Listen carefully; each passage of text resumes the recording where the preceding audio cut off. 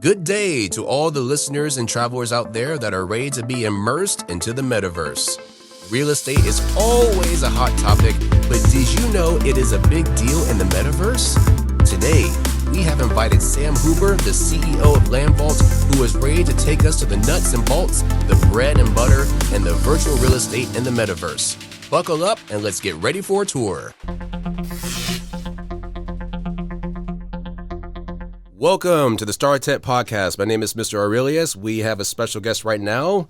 He is the CEO of Landvault. His name is Mr. Sam Huber. Mr. Sam, how are you? Good. How are you? Doing all right.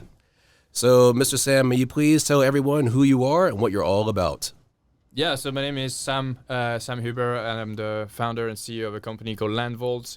So Landvault today is the largest construction company, but in the virtual world. So we help brands, organizations, and even governments now actually set up their digital presence. So build, virtual real estate, build their presence in games, in Metaverse. And we have two sides of our business. One is that creative side that can take any vision to reality, to implementation. We have about 120 architects, designers, artists in-house that are able to build those amazing worlds. And the other side is the technology that we build to accelerate that. So, for example, we have an analytics platform that is able to measure everything that happens in those worlds, so that a brand who do an experience with us can actually understand where the ROI comes from. We have a protocol that deploys the content, tools to monetize the content. We aim to be this one-stop shop platform for any organization to create, deploy, and monetize their own metaverse presence. Oh, wow. Coming up next, I just want to ask is where did you come up with the name Landvault? Like, why is it called Landvault? Yeah, so actually the name comes from an acquisition that we have made. So for the last 5 years, I've been focused on helping brands enter games. I had a company before called AdMix, which was very much an advertising company, but inside games. So we built this pretty amazing product placement technology so that a game like FIFA, for example, you could have real advertisements, on the billboards around the stadium. It would be live, it would be targeted to you. This was a new technology no one really had figured out how to drive real life, advertisement inside a video game. And we've always felt this was a big opportunity because even though this is virtual, this is still real estate, right? If you have millions of people looking at an experience, it might be digital, but it's still very valuable real estate for brands to advertise to their audience.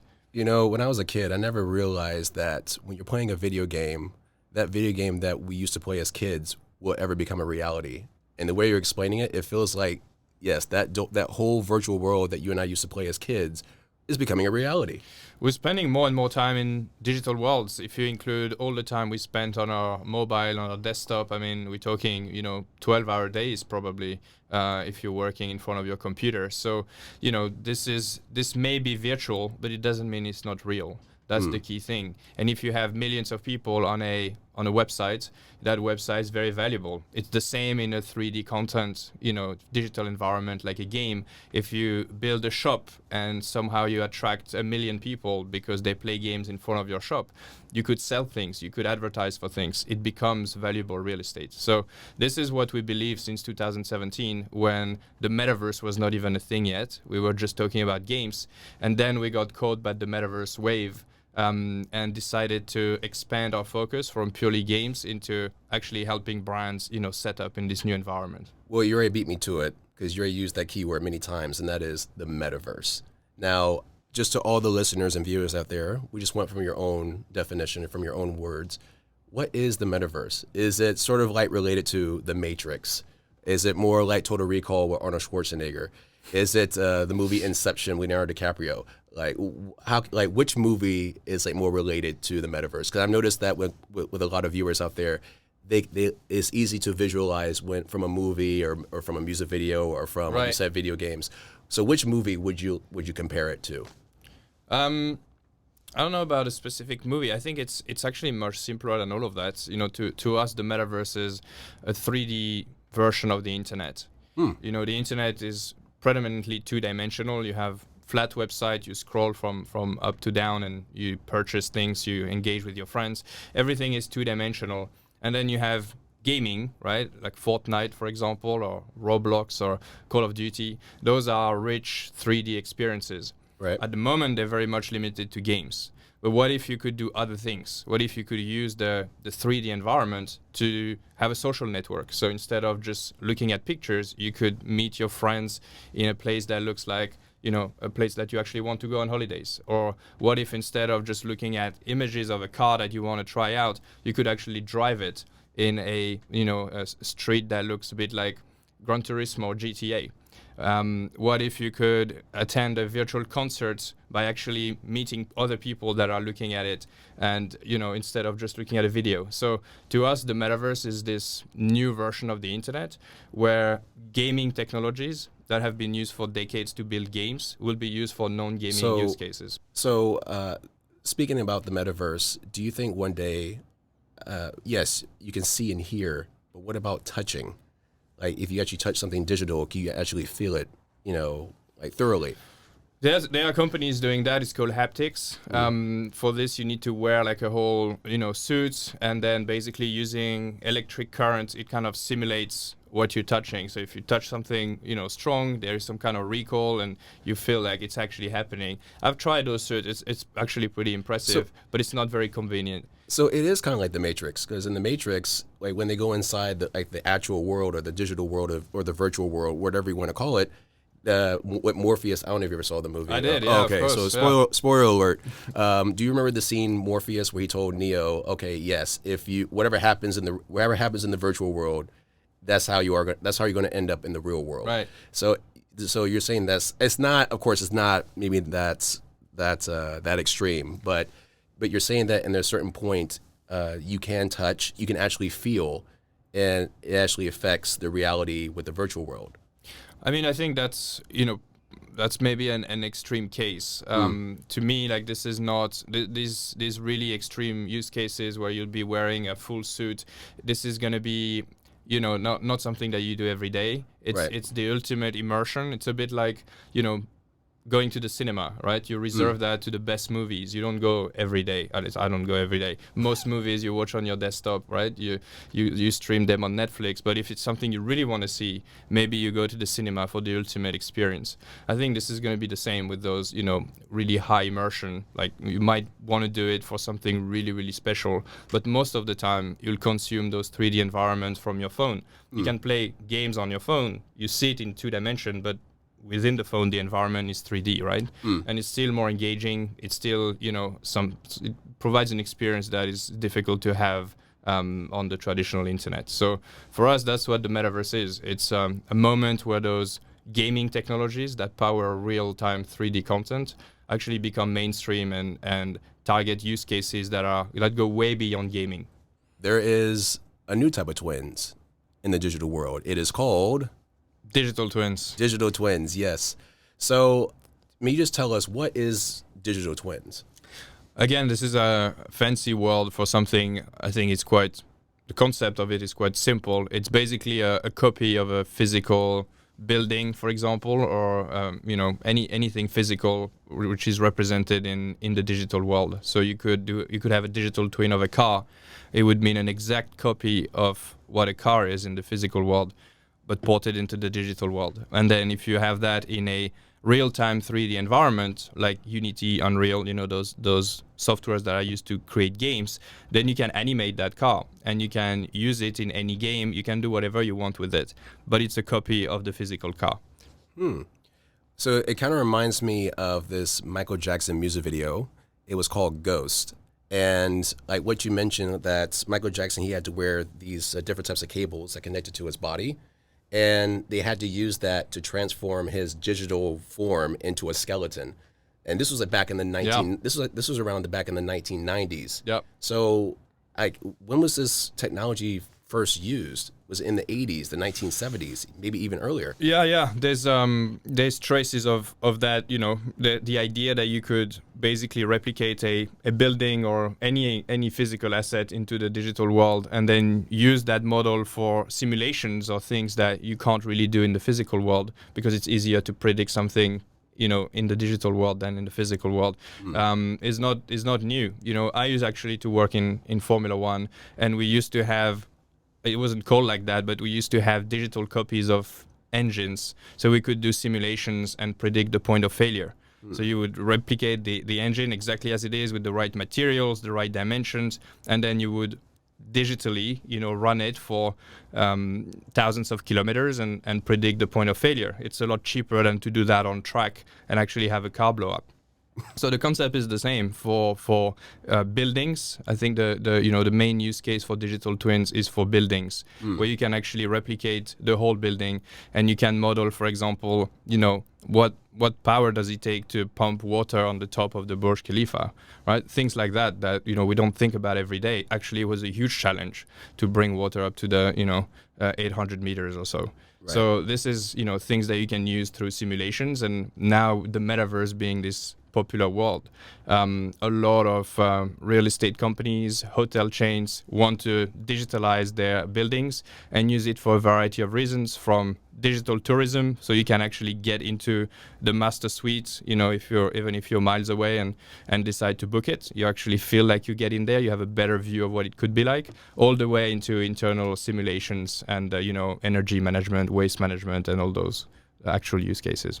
Well, since you mentioned about properties and also architect, there's another term that I'm pretty shocked about that has actually come to a reality, and it's been like this for the past 5 to 10 years.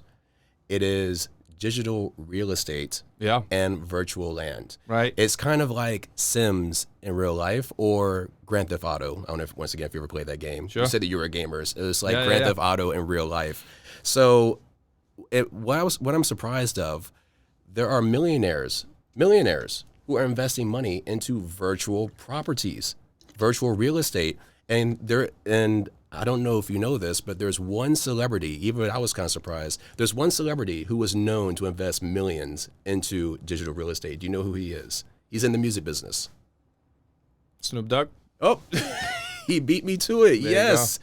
Yes. Yeah. He's been very active. Yeah. Yes. When I saw that, I'm like, okay, yes. Okay. So if he's doing it, I know for a fact many other celebrities, when celebrities do it, that means the multitude of people are going to follow. Yep. So how, why? What do you gain investing that much money into virtual real estate? Yeah, it's a really interesting topic. So at Landvault, we actually have an arm called Landvault Ventures, which has a significant amount of land, probably around $3 million worth of land. So we've been buying land also quite early. Personally, I actually was one of the first landowner in Decentraland and Somnium Space, which are two platforms, back in 2017, where the plot of land was $50. And it went all the way up to about 20,000 for the same plot. So there's been a huge, rush, a property rush over the last couple of years. And then it came down with crypto, and it's coming back up a little bit. So, there's multiple reasons why you would, want to buy land. I think obviously one of them is pure speculation, because you think it's going to go up. This is driven by scarcity, right? Every platform has a limited amount of land, which is locked in on their smart contract. So it's fixed. And then if you believe that they will attract significant traffic, significant users, technically there could be an unlimited amount of users in a limited amount of plots. So the way that I saw that is pretty much like, a .com domain, right? A .com domain on the internet is your location on the internet. Land is the 3-dimensional version of that. It's your location in the metaverse. And so having a premium domain or having a premium real estate in the metaverse means that you're more likely to attract an audience. And the audience is what gives value to that real estate. So is it kind of like a copyright in the virtual world? Like it's yours. No one else cannot copy it, or like you said, digital twin. It's an NFT. It's an NFT, right? So every piece of land on those platforms, the Sandbox, Decentraland, and so on, is a unique NFT. So once you own the land, it is truly yours. Obviously, you can it's only used, the utility is only limited to that world, but you then own the location, but more importantly, you own the business model on top of the land. So as Landvault, building activations for big brands like MasterCard or Red Bull or L'Oreal, Heineken, we get paid by brands to build experiences. And most of these brands do not want to buy land because it's a foreign concept to them. They don't really know where to hold an NFT, so they want to rent it. So they're renting it from us on top of the land that we own. So I think the only comparison I can think of is digital real estate is sort of like a mansion image of an email per se, because your email is yours. Your email address per se, your email address is yours. Your social media account like Facebook or Instagram is yours. But I feel like digital real estate is just more of an involvement of that. Yeah, that's right. Because one of the main, mechanics of Web3, right, which is basically an internet powered by the blockchain, is the ownership of those digital goods. So as a user, you actually get to own part of the platform. Let's take the example of Sandbox, which is one of the platforms. You can buy land, and then that land is mine. It's in my wallet. It's my own NFT. And if I want to build something on top of that land and sell products, I keep that money. I keep all the revenue there because I've already bought the land of the platform. So this is very different than a platform like Facebook or Instagram, who would take a commission on future sales, for example. So that's the main difference. With Web3, users actually are stakeholders. They have invested in the platform. Of course. Therefore, if the platform does well, so is your piece of land, and you also grow with the platform. But with that comes a risk. If the platform doesn't do well, then your land could go down in value and you could lose all your money. So it's a more high risk, high reward business model, which is interesting. Not every metaverse platform will have land, but the ones that do have done really well during the bull market, if they were able to create enough momentum, enough FOMO almost for more investors to pile in. So speaking more about owning land or owning real estate land, like how can people like us actually decide to purchase this land? Is it just from our credit card? Is it from, I know we can't pay by physical cash. Is it by cryptocurrency? What's the best way to start? So most of as I said, the lands are actually NFTs, right? So just like you would buy a normal NFT, you have to go to an NFT marketplace like OpenSea, for example, who lists all the NFTs that are available. And if you search for land, you will find all the land that is actually listed for sale. And then you buy it for cryptocurrency using a MetaMask wallet, for example. So the process of buying land is just the same process as buying, any NFT. So who do we contact? Who do we contact to buy land? Well, for the virtual real estate, yes, for the virtual land. Like, who do we contact? Who's the best person to start this? Well, I mean, either you can do it yourself directly from the platforms, right, by going onto OpenSea and looking for land and available parcels, or obviously at Landvault we do provide a concierge service for larger buyers who actually want to acquire land, and we also build tools around it, because if you go directly on OpenSea, for example, you would just see thousands of plots of land, which one to buy, what is the best buy, which location is prime. So we're doing a bit of data analysis around that to try to understand which neighborhoods are actually popping up. And we talked about Snoop Dogg before. There's that very interesting fact that the land next to Snoop Dogg's estate actually is, or used to be at least, the most expensive piece of land, because people just wanted to be next to him. There's no real reason, right, to be there in a digital world, because you obviously don't live there day to day. It's a digital world, so you can always click to go from A to B. Distance doesn't really matter. Right. But still, there is this intangible factor that people want to be in the place where the action is. And it's the same reason why all the watch retailers are in the same streets, and some high fashion brands are willing to pay a much more expensive rent in Fifth Avenue because the others are there, right? This is just about network effects and how the neighborhoods actually are forming, and that dynamic actually happens also in the virtual world. And is there a virtual property tax? There's no real tax. There's gas fees, which is what you pay when you buy NFTs, which is basically a fee from the network, the blockchain network. At the moment, there's no taxes, but there's already property developers that manage properties for others. So there's new jobs being created as a result of that, which is fascinating. Oh, very interesting. Now I'm going to shift into the UAE economy, and we're going to combine the metaverse, virtual property, digital twins, and UAE all into one. Yeah, Because you makes realize sense. that in the beginning of March, there was a cryptocurrency event, and I think it was called Expo.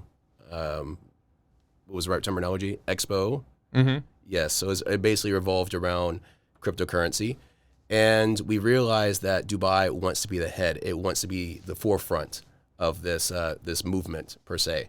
So I want to ask is how can the metaverse help augment the economy, especially the construction sector or the property here in the UAE? Great question. I mean, this is pretty much the reason why I'm here, right? I used to live in the UK. I moved permanently here about 2 months ago because we recognize that, you know, the UAE is already the leader when it comes to metaverse. They have a very clear vision at the government level to dominate the space and to invest in the space. And for us as a construction company in the space, it just made complete sense to be there. And the link actually is, I think, quite logical. So, you know, one of the main reason is, you know, there's obviously Dubai is already a huge hub and there's a lot of people coming through, but there's also billions of people who are not able to come here or are not here and do not live here. And so it just makes sense, you know, to basically have a digital twin or digital copy of the key landmark, the key places in Dubai, the key buildings, to be able to showcase that to the rest of the world. And, you know, make it more likely for them to actually come and visit.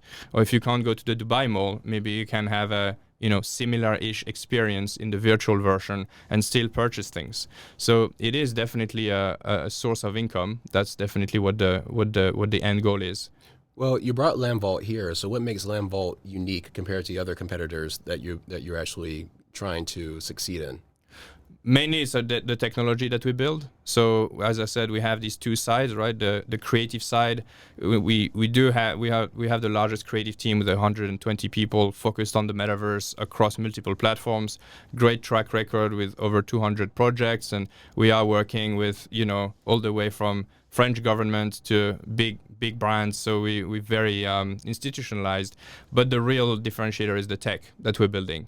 It's the analytics, the ability to extract data from what's happening in this experience, to drive transactions, to deploy content in a way that is, you know, interoperable across different platforms. So the technology, all of our activation actually rests on the infrastructure that we have built, and that is the very defensible part. Okay.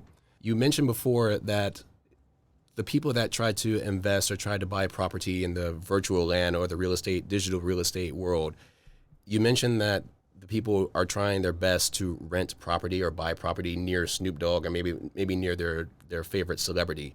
So the best comparison I can come up with are zip codes from the United States, Yeah. like 90210, for instance, from Beverly Hills. Right. So is that kind of a similarity that there are certain areas in the metaverse that are more crucial than compared to the other properties in the virtual 100%. world? Like how? Just go ahead and explain, because I'm still trying to visualize my own mind how it all works. That's exactly what happened. And the funny thing is, it wasn't engineered this way. It just happened by accident, right? And I think the mechanics of it is very much similar to network effects in big cities. Why is there more people in New York than in, you know, Denver or I don't know, other cities, right? There's a point where, you know, some people came in and probably there was more money in the area, which created more jobs, which attracted more people, and then network effects start to form. And then at some point, there's no real reason to go anywhere else. And it's pretty much the same in the metaverse, you know. Snoop Dogg comes in, and I know that Steve Aoki, another DJ, actually is located nearby. And then, you know, where is the third person going to go? The third artist? Probably next to those two. Because why not? And then from there, you know, now you have a little music neighborhood that is forming. So everyone that likes music goes there, and then it just kind of reinforces itself, and it ends up building neighborhoods in this way. And now if you look at the map, you know, we've built technology to look at prices per neighborhoods. There's actually kind of circles that kind of concentrate towards the town center, which was not really meant to be the town center, just happens to be so. So the same mechanics of, you know, social status and what are the cool areas are actually being replicated in the virtual as well. So who is like the virtual authority per se, or the virtual security of all of this? So there's there's different platforms, right? This activity happens on different platforms, but their goal is really to become decentralized eventually.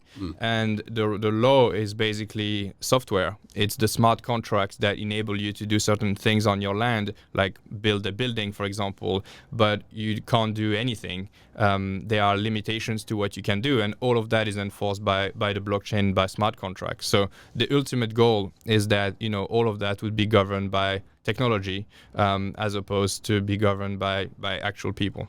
Okay.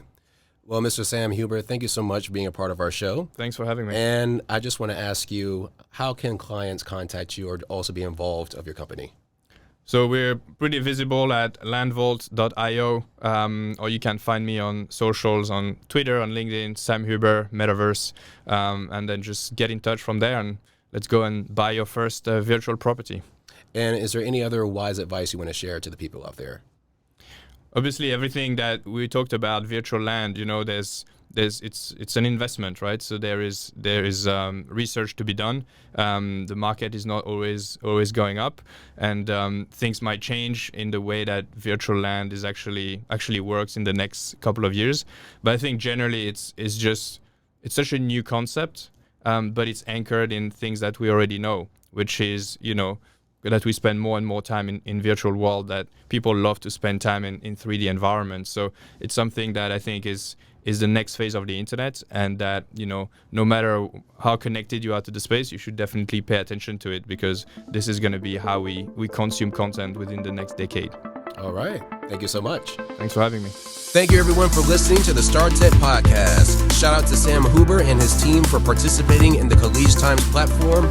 New episodes about the future are hosted every Friday. I am your host, Mr. Aurelius. Have a great weekend.